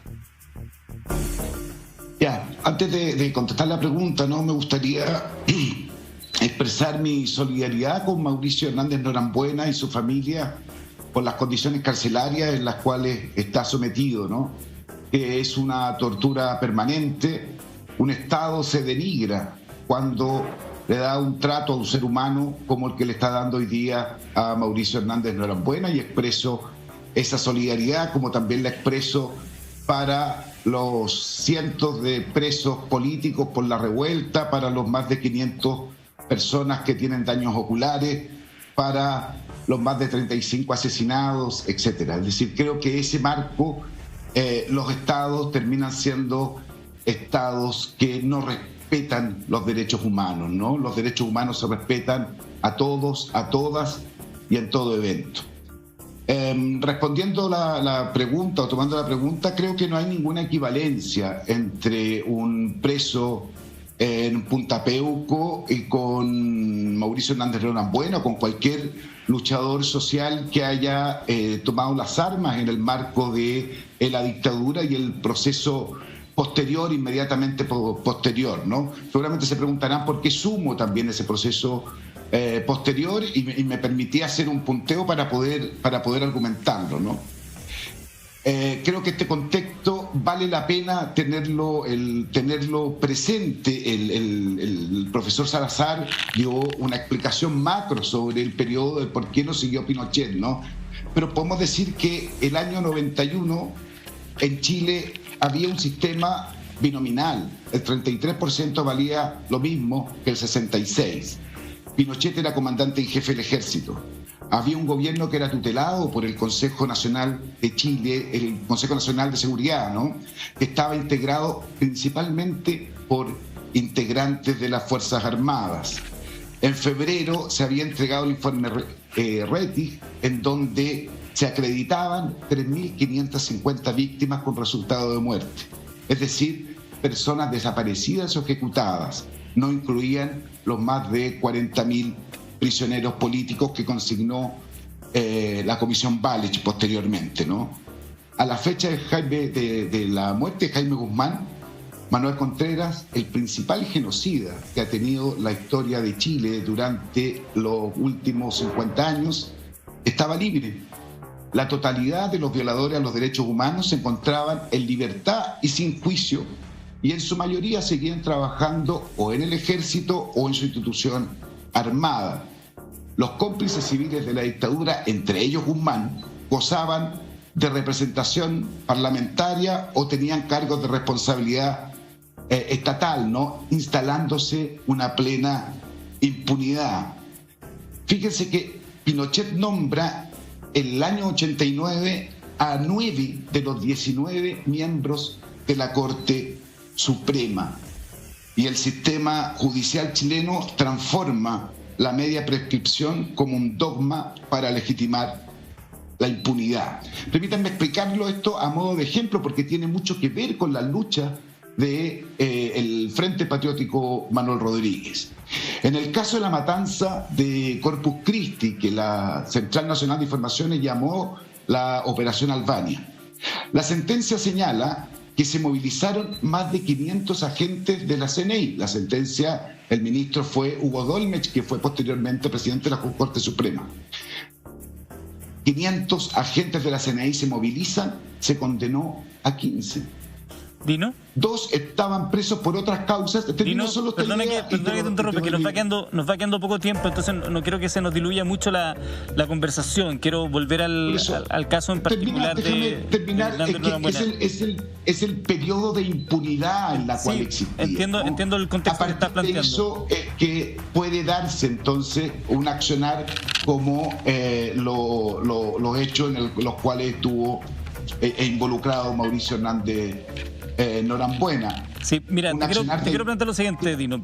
Perdón que te interrumpa nuevamente, que tenemos que hacer una pausa.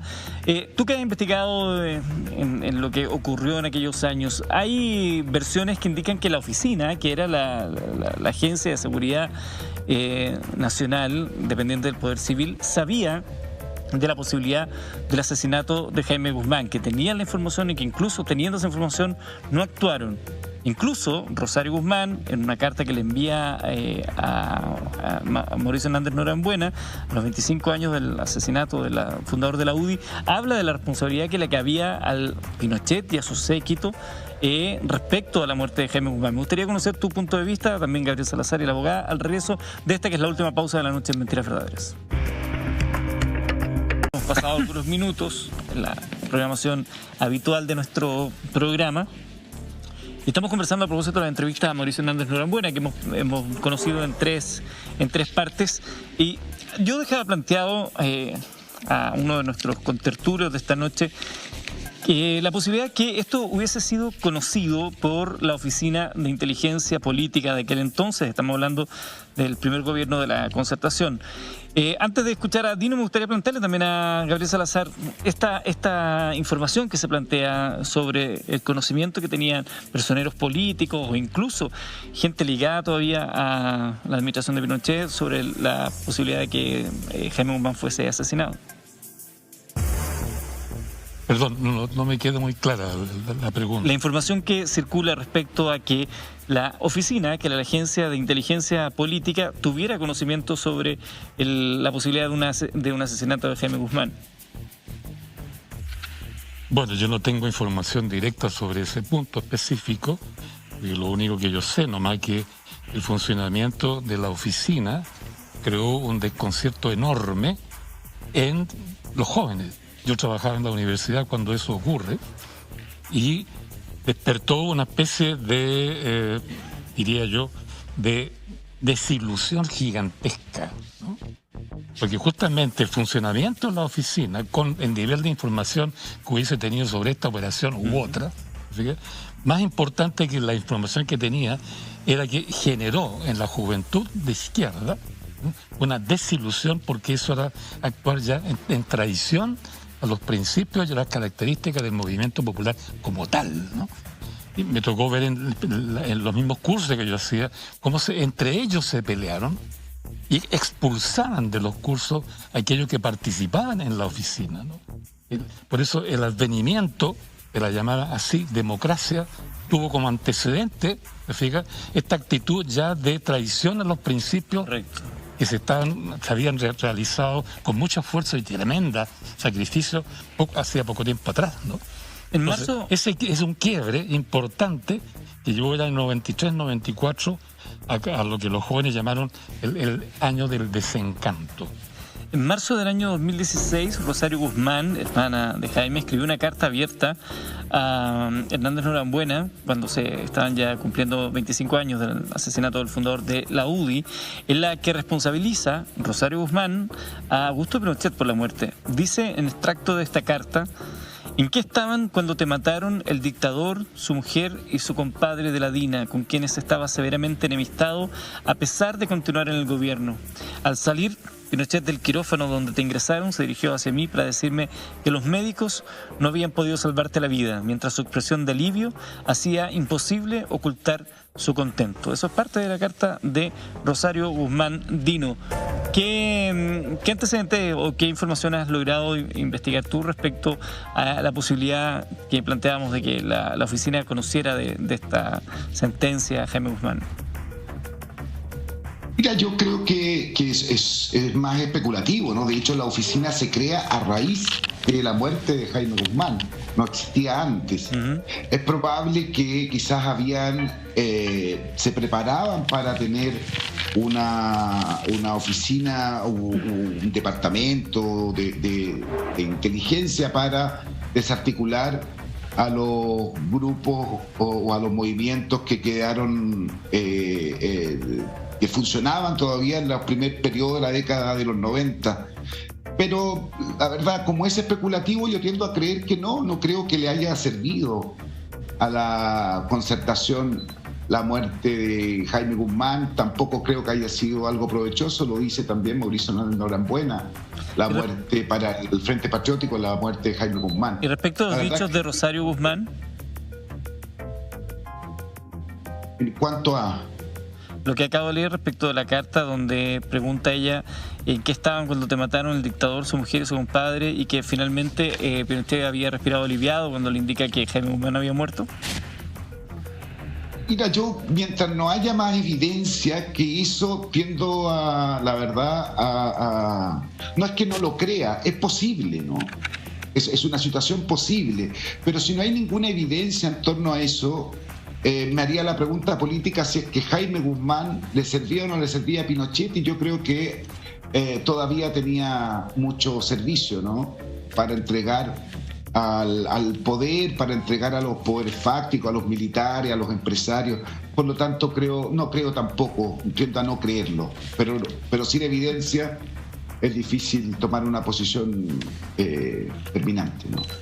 Dino, esta entrevista que hemos conocido hoy reflota un momento de nuestro país, de la historia de nuestro país, y cada quien tendrá una aproximación distinta a ese hecho, desde un lado u otro, de sus propias percepciones, cómo vivieron aquellos años. ¿Crees tú que esta animosidad, esta fuerza, lo iracundo de algunos comentarios, es algo que en algún minuto se podrá ver con cierta templanza, con frialdad, con objetividad, si es que se puede ver con objetividad? Mira, yo creo que es muy difícil, ¿no? Y hablábamos al principio, o quise hablar de la temática de los derechos humanos. Cuando los derechos humanos se violan, no hay verdad, no hay justicia, es muy difícil después poder lograr efectivamente una reconciliación entre un sector y otro. Si te fijas tú, pensamos que los años de alguna manera nos habían reencontrado en parte, ¿no? Incluso si uno lo mira familiarmente, uno había logrado establecer con familiares que tienen una posición distinta o que derechamente fueron colaboradores de la dictadura, por último, un punto de encuentro. Lo que sucedió después del 18 de octubre, yo siento que nos volvió a las mismas matrices, ¿no? Y lamentablemente el accionar del sector que sostuvo la dictadura se mantuvo exactamente igual, ¿no? Con la represión, las resoluciones antidemocráticas, etc. Lo veo muy difícil como resumen.